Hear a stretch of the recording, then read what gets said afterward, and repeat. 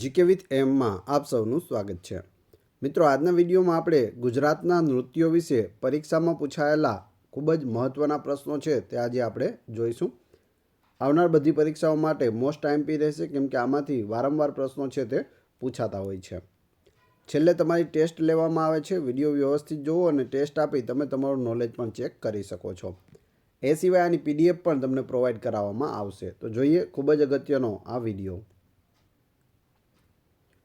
ક્યુ નૃત્ય હલેસા નૃત્ય તરીકે જાણીતું છે? પઢાર નૃત્ય। કયા નૃત્યને મંજીરા નૃત્ય પણ કહે છે? પઢાર નૃત્યને મંજીરા નૃત્ય પણ કહેવામાં આવે છે। પઢાર નૃત્ય કોનું પ્રખ્યાત છે? નળકાંઠાના પઢાર લોકોનું પઢાર નૃત્ય છે તે પ્રખ્યાત છે। મહેસાણા જિલ્લાના ઠાકોરોનું ક્યુ નૃત્ય પ્રખ્યાત છે? રૂમાલ નૃત્ય। ભાવનગરના ગોહિલવાડ પંથકના કોળીઓનું ક્યુ નૃત્ય પ્રખ્યાત છે? ઢોલોરાણો નૃત્ય। ઢોલોરાણો નૃત્ય માટે કઈ સંસ્થા પ્રખ્યાત છે? તો એ છે ઘોઘા સર્કલ મંડળી। ઘોઘા સર્કલ મંડળી દ્વારા ઢોલોરાણો નૃત્ય છે તે ખૂબ જ સારી રીતે કરવામાં આવે છે। ચોરવાડની કોળી અને વેરાવળની ખારવણ બહેનોનું ક્યુ નૃત્ય પ્રખ્યાત છે? તો એ છે ટીપણી નૃત્ય। ટીપણી નૃત્ય કોણ કરે છે? તો ચોરવાડની કોળી બહેનો અને વેરાવળની ખારવાણ બહેનો।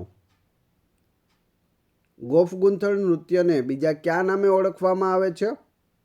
સોળંગા રાસ તરીકે ઓળખવામાં આવે છે ગોફ ગૂંથણ નૃત્યને।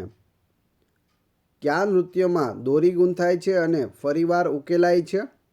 તો એ છે ગોફ ગૂંથણ નૃત્ય। ગોફ ગૂંથણ નૃત્ય ક્યાંનું અને કોનું પ્રખ્યાત છે? સૌરાષ્ટ્રના કોળી અને કણબીઓનું પ્રખ્યાત છે ગોફ ગૂંથણ નૃત્ય। ક્યુ નૃત્ય શ્રમહારી નૃત્ય તરીકે જાણીતું છે?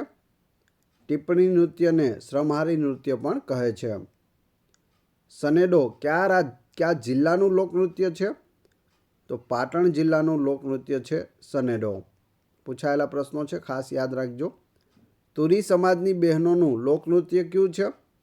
મરચી નૃત્ય છે। મિત્રો, વિડીયો પસંદ આવી રહ્યો હોય તો લાઈક અવશ્ય કરી દેજો અને ચેનલ ઉપર નવા હોય તો ચેનલને સબસ્ક્રાઈબ કરવાનું ના ભૂલશો। ડાંગ જિલ્લાના આદિવાસીઓનું લોકનૃત્ય કયું છે? ડાંગી નૃત્ય છે। કયા નૃત્યને ચાડો પણ કહે છે? ડાંગી નૃત્યને ચાડો પણ કહે છે। ધરમપુરના આદિવાસીઓનું તીરકામઠા અને ભાલા સાથેનું ક્યુ નૃત્ય જાણીતું છે? શિકારી નૃત્ય। ક્યાંનું? તો ધરમપુરના આદિવાસીઓનું તીરકામઠા અને ભાલા સાથેનું નૃત્ય છે શિકારી નૃત્ય। ઠાકરિયા ચાડો, માડીનો ચાડો વગેરે કયા નૃત્ય સાથે સંકળાયેલ છે? ડાંગી નૃત્ય સાથે સંકળાયેલ છે। ડાંગી નૃત્યમાં કુલ 27 પ્રકારના ચાડાઓ હોય છે, જેની અંદર ઠાકરિયા ચાડો, માડીનો ચાડો વગેરે આવી જાય છે।